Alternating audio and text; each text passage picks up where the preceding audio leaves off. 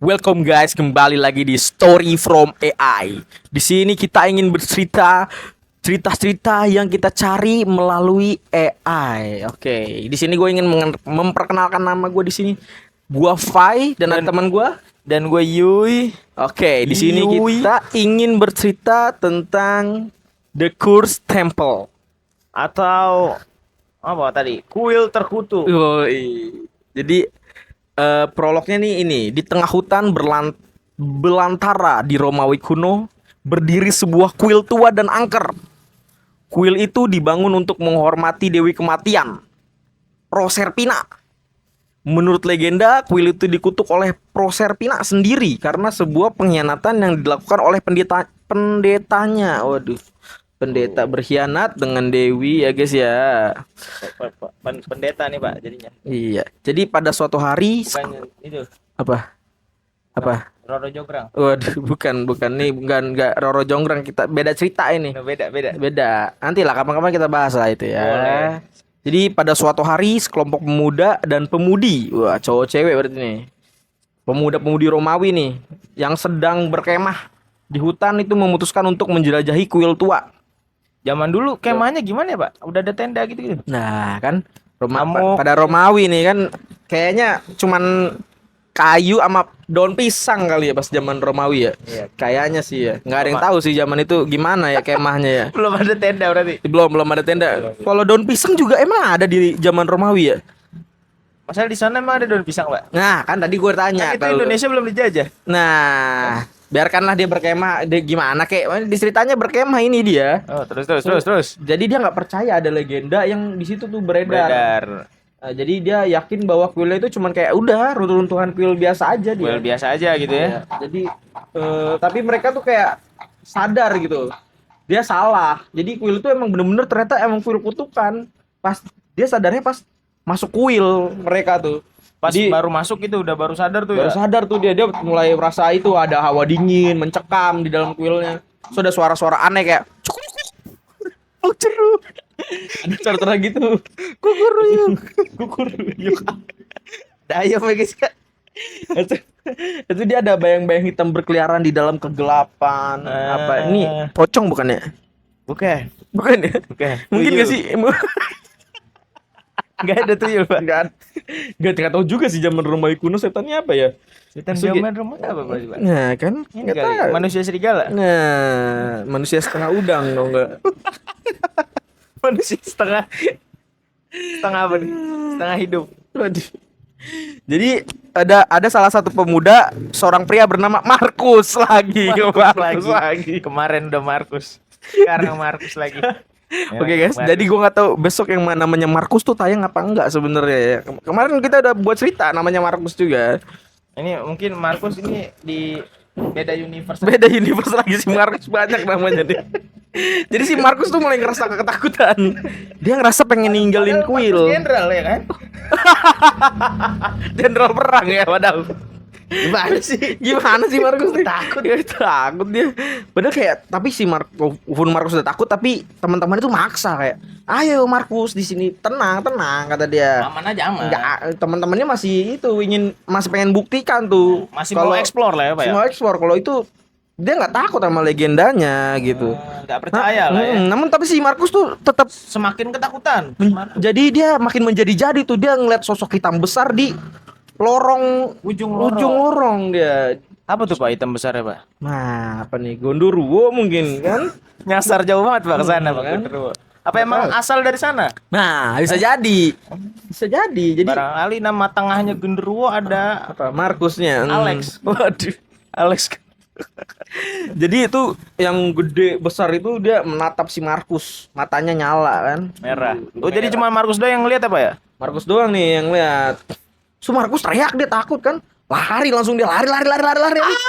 Tinggalin temennya apa yang masih di dalam. Beh, dia lari menyelamatkan sendiri. Menyelamatkan diri sendiri. Lagi teman-temannya bebal, nggak mau sotoy. Sotoy, ya Jadi namanya anak muda ya Namanya kan. masih muda ya guys ya. Itu teman-temannya Markus tuh yang tersisa juga ya kan sisa Markus lari tuh panik kan. Yang sisanya juga kayak agak takut psikologinya juga terganggu. Jadi ya udah dia semua lari udah dari kuil satu persatu. Mereka nggak mau mati dalam kuil terkutuk. Jadi semuanya kabur. Kabur, tapi ada salah satu gadis, seorang wanita bernama Julia. Nah, oh mungkin pengenalan dulunya begini kali ya, Pak. Kan? Cerita yang sebelumnya. Bisa sama nih. Nyambung jangan-jangan ya. Jadi Juliet ketinggalan di dalam kuil karena kesandung dia pas lari. Kayak drama-drama gitu. Drama-drama dia just kesakitan akhirnya, tapi nggak ada yang nolongin. Ada laba-laba gede nggak, Pak? Nggak tahu nih, belum selesai ceritanya nih. Jadi Juliet teriak, tolong. Aduh, Srigaludis. Beda cerita. Tapi nggak ada yang denger, dia temen-temennya tetap pergi, udah lari, orang udah pada takut semua kan di hutan belantara, di apa, di tengah hutan, di kuil loh, loh, dalam kuil. Jadi si Julia sisa sendiri di dalam kuil yang gelap dan angker kan. Dia juga dengar suara kayak Markus tuh, suara-suara aneh. Bukan suara Markus, cukurukuk gitu. Dia ngeliat bayang-bayang hitam yang berkeliaran dalam kegelapan. Si Julia ketakutan setengah mati. Itu dia nggak tahu harus berbuat apa, tapi dia duduk sambil santai ngopi buset si Julia. Oh enggak, dia nangis. Tapi si Julia tiba-tiba dengar suara langkah kaki yang dekatnya.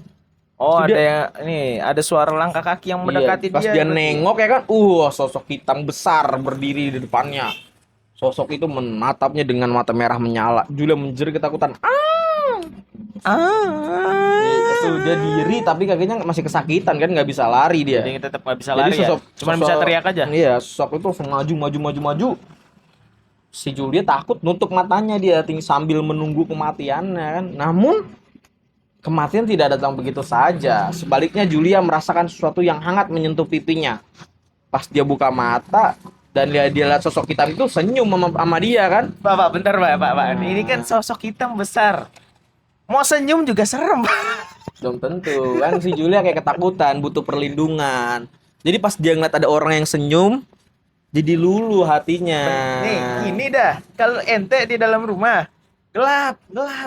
Ada yang nyamperin nih. Tiba-tiba senyum. Ya, tapi kan kalau pas dia senyum bangun itu ternyata orang, kan kita belum tahu nih, belum selesai ceritanya. Belum, berarti. Ya kan? Tapi sosok itu berkata, "Jangan takut. Aku tidak akan menyakitimu," katanya kan. Julia tetap nggak percaya, tetap takut berarti dia kan. Jadi sosok hitam itu sebenarnya nggak seperti yang dibayangkan. Sebenarnya emang sosok itu tidak menakutkan, tapi malah baik dan lembut sebenarnya tuh sosoknya. Cuman emang berwarna gelap aja. Iya, gitu. Sosoknya kita belum tahu nih, belum selesai ceritanya. Jadi sosok itu berkata lagi, "Aku adalah Proserpina." Jadi itu ternyata dewi kematian.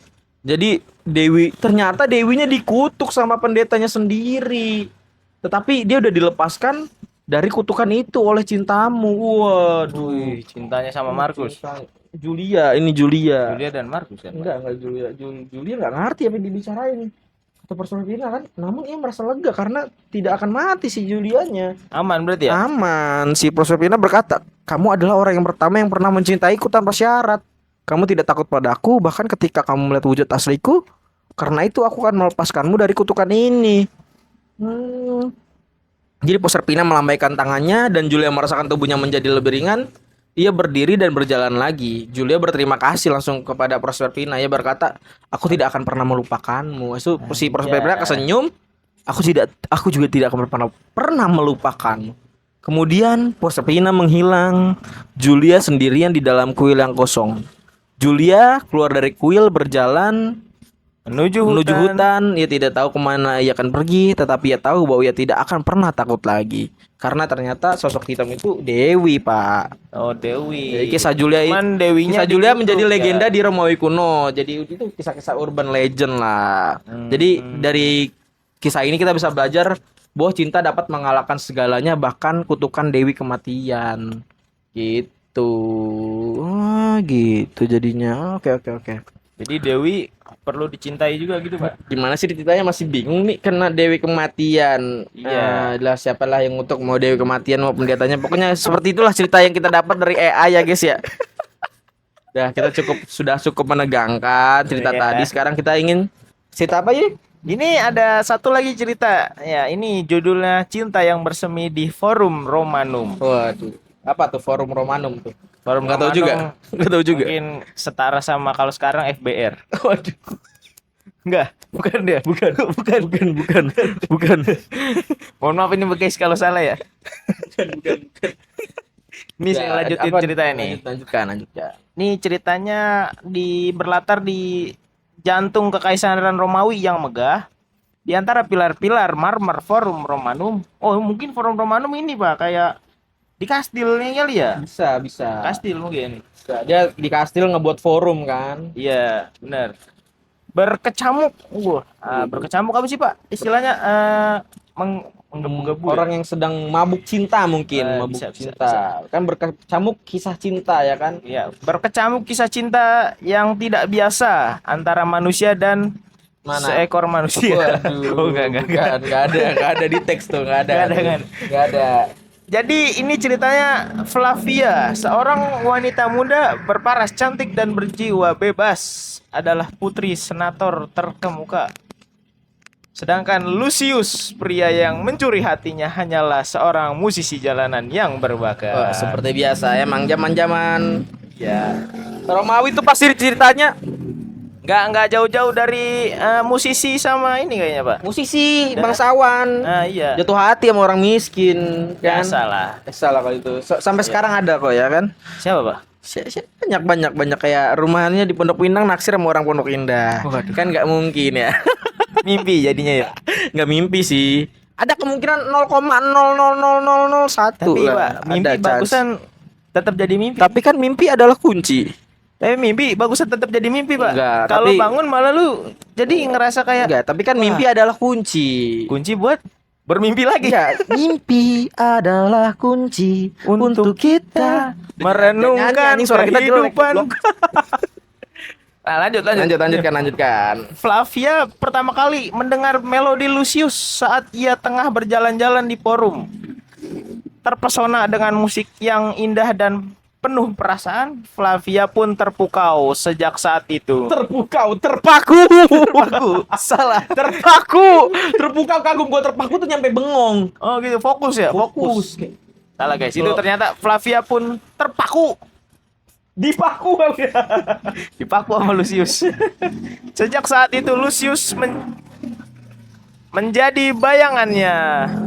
Ia kerap mengunjungi tempat Lucius biasa bermain musik, menjatuhkan koin-koin di keranjangnya dengan penuh rasa gugup dan malu. Oh, bentar, Pak. Ini zaman dulu udah ada koin berarti ya?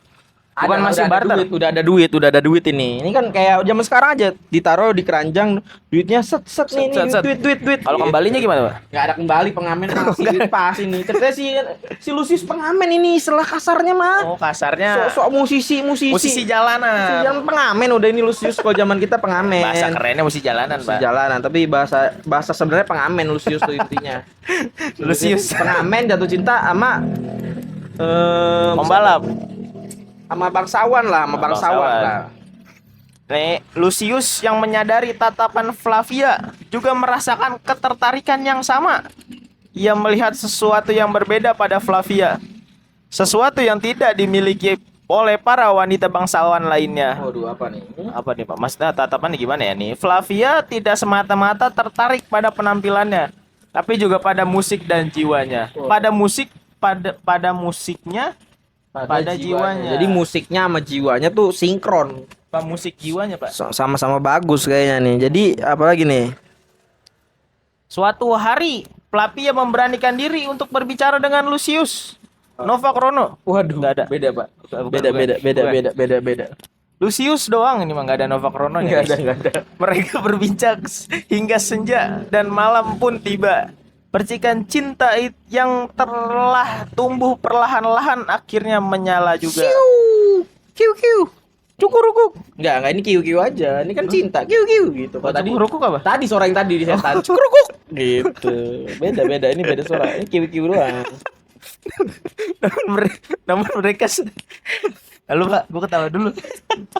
Namun mereka sadar bahwa perbedaan status sosial mereka merupakan tembok yang sangat sulit dilewati. Seperti biasa, status sosial lagi. Halangannya cuman emang orang tua sih, balik lagi ya. Enggak orang tua, status sosial doang udah. Tapi orang balik tua lagi kan orang tua biasanya, Pak. Bisa, tapi belum selesai nih ceritanya. Iya, makanya sebentar nih. Namun rahasia mereka akhirnya terbongkar. Ayah Flavia murka. Waduh, kan mengetahui kan putrinya menjalin hubungan dengan seorang pengamen musisi jalanan. Pengamen jalanan. Pengamen jalanan. Pengamen jalanan. Waduh, Kasihan banget ya guys ya. Ini Baru pengamen ini. baru mau kisah cintanya mekar, langsung dihalangi oleh ayah Flavia. Ia melarang Flavia untuk bertemu Lucius lagi dan mengancam akan menjodohkannya dengan senator tua dan kaya. Waduh. Dijodohin sama Jodohin sama senator. Senator tuh kayaknya orangnya gendut biasa gitu ya. Orang nggak ada yang mau jadi sama senator. senator itu kayak ini ya, Bang? Senat. Senat apa Senat. lagi? Senat itu apa ya? Senat apa ya? Senat adalah adalah jadi suatu badan di berarti yang biasanya merupakan majelis tinggi gitu. Jadi yang punya jabatan lah di situ lah istilahnya. kayak ini berarti kayak menteri mungkin ya. Menteri mungkin sejenis gitulah. Akhirnya Flavia pun dihadapkan dengan dua pilihan yang sulit. Mengikuti perintah ayahnya atau menjalani kehidupan yang aman dan gimana sih, Pak? Mengikuti nyaman. perintah ayahnya untuk menjalani kehidupan yang aman dan nyaman atau memperjuangkan cintanya dengan Lucius Dan untuk menghadapi segala kemungkinan yang ada di depan. Iya, mau Lucius sama pengamen gimana ya? Gimana ya? Tapi kalau Lucius benar-benar berbakat bisa masuk Indonesian Idol. Romawi Idol nih. Romawi Idol. Romawi Idol kalau menang Romawi terkenal. Terkenal loh kalau menang loh Romawi Idol loh. belum ada kayaknya, Pak. Bapaknya Lucius ini bapaknya si Flavia udah terlalu underestimate dia. Udah nggak percaya terlalu aja judge. gitu ya. Iya, dia nggak tahu. benar-benar. Kalau berbakat kan pasti bisa masuk Romawi Idol. Masalahnya udah ada belum, Atau Pak? Romawi mencari bakat. Nggak ada yang tahu. Masa itu belum ada yang tahu masalahnya. Mikrofon pelunas utang. Tombak pelunas hutang di zaman Romawi kan nggak ada yang tahu. Iya juga ya. Ada ayahnya si Flavia terlalu menjudge ini nggak bagus nih Ini sebenarnya. sebenarnya nggak bagus menjadi orang tua ya guys ya. Lalu apa ya, Pak? Menilai enggak. dengan Apa? menilai dari bungkusnya aja. Iya, ya nggak sih? dari bungkusnya aja dia. Mm-mm. Tapi dengan air mata Flavia memutuskan untuk melarikan diri. Lari Flavia, lari demi memperjuangkan cinta. Ia bertemu Lucius di tempat biasa mereka bertemu. Lah, kalau tempat biasa makan ketahuan ya, Pak. Iya, ya? iya. Bapaknya aja udah tahu. Belum tentu. Ya kan biasanya rahasia Oh, mungkin yang biasanya. mereka berdua tahu Iya, aja, dia ya? doang yang tahu. Dan mereka bersama-sama melarikan diri dari Roma. Mereka berkelana ke berbagai tempat, hidup dengan sederhana namun bahagia. Dan selanjutnya mereka sampai di kota Pompei yang indah. Mereka membangun kehidupan baru. Lucius terus bermain musik dan Flavia membuka toko kecil yang menjual bunga dan hasil bumi. Gokil. Wah, kalau kayak gini ya, gue mau bentar nih, kita mau bahas dulu. Nih kan Flavia awalnya keluarga kerajaan. Masa orang tuanya nggak kayak berusaha ngejar gitu ya, Pak? Apa gimana gitu? Capek kan orang tuanya juga nggak punya anak, bukan cuma Flavia doang ini pasti. Oh, gitu. Banyak anak-anak lainnya. Banyak anak-anak lainnya pasti bukan Flavia doang. Ya udahlah, buanglah satu, nggak berguna dia. Ya, jadi kalau kayak pembuat masalah udahlah biarin aja. Udahlah, banyak anaknya kan. Soalnya dulu kan banyak anak banyak rezeki ya, Pak ya. Iya, zaman Romawi juga kayaknya Iya. masih kepake tuh kan. Cinta mereka semakin kuat seiring berjalannya waktu dan mereka dikaruniai seorang anak perempuan yang Waduh. sangat cantik. Mantap. Namanya siapa di sini? Belum. Oh, belum. Nggak ada namanya ya, Pak. Nggak ada.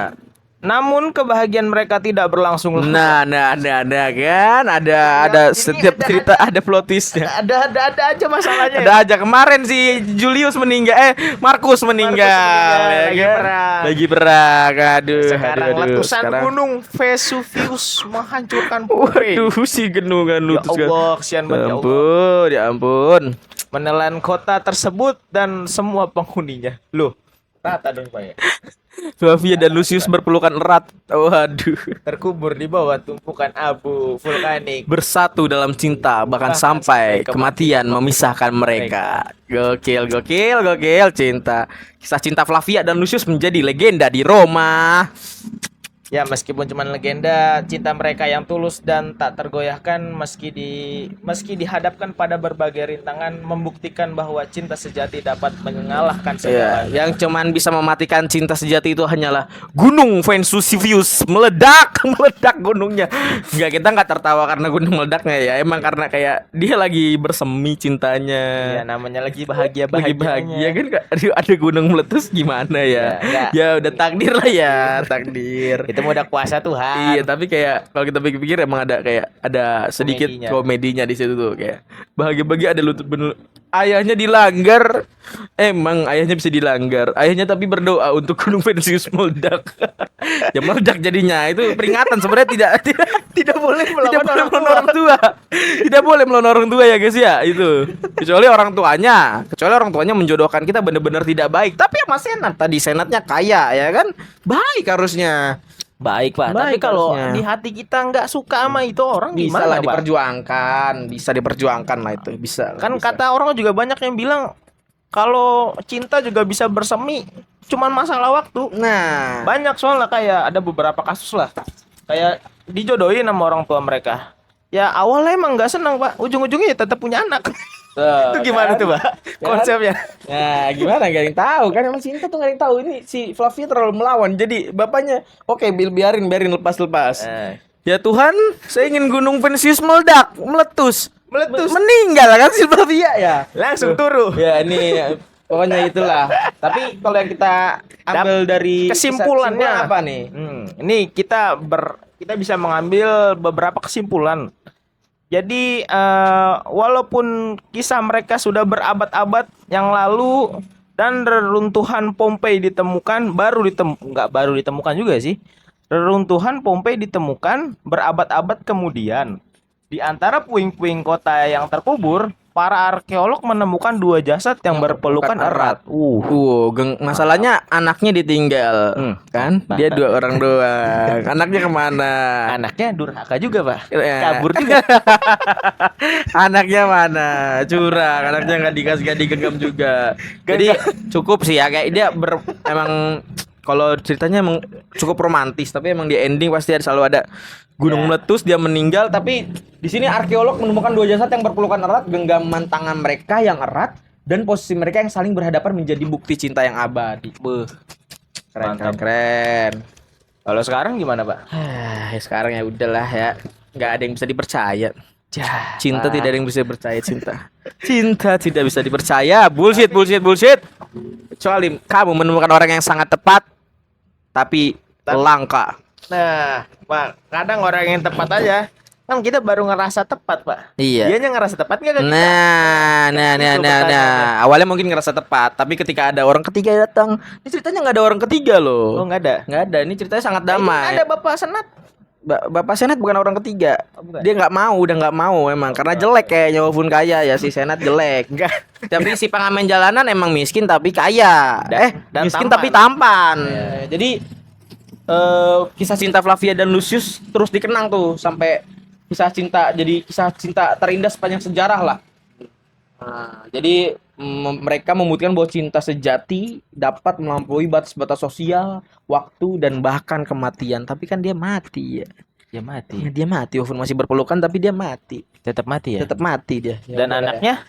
Nah, anaknya nggak tahu nih kemana nih. Dia ngelahirin anak doang, itu nggak ditinggal apa gimana? Nggak tahu, Waduh, nggak ngerti. kasihan banget ya, Pak. Ini emang nggak bisa dicek black boxnya. Zaman Romo Kudu mungkin dicek tombak yang di rumahnya tuh jadi residual energi yang bisa kita lihat. Nah, cukup ya guys ya, kita sudah menceritakan 2 cerita, yang satu cerita horor, yang satu kisah cinta zaman Romawi seperti biasa.